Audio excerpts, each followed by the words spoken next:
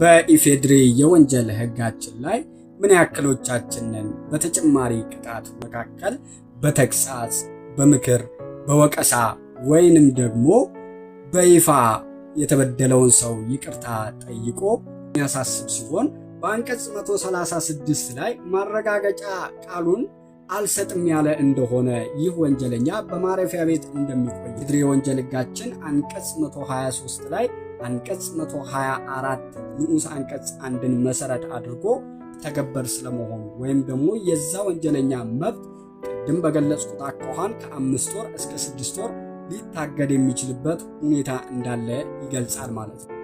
የንብረት ነክ ጥንቃቄ እርምጃዎችን በሚመለከት በአንቀጽ 135 ንዑስ አንቀጽ 1 ላይ እናገኛለን።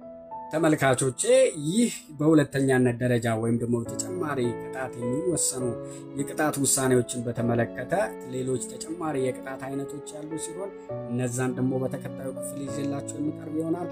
አብራችሁ ስለቆያችሁ እጅግ በጣም አድርጌ አመሰግናለሁ። ለሌሎች ይጠቅማል ብላችሁ ታስቡ ከሆነ ሼር፣ ላይክ፣ ኮሜንት በማድረግ የዩቲዩብ ቻናሌንም ሰብስክራይብ በማድረግ እንድትተባበሩኝ በአክብሮት እጠይቃለሁ።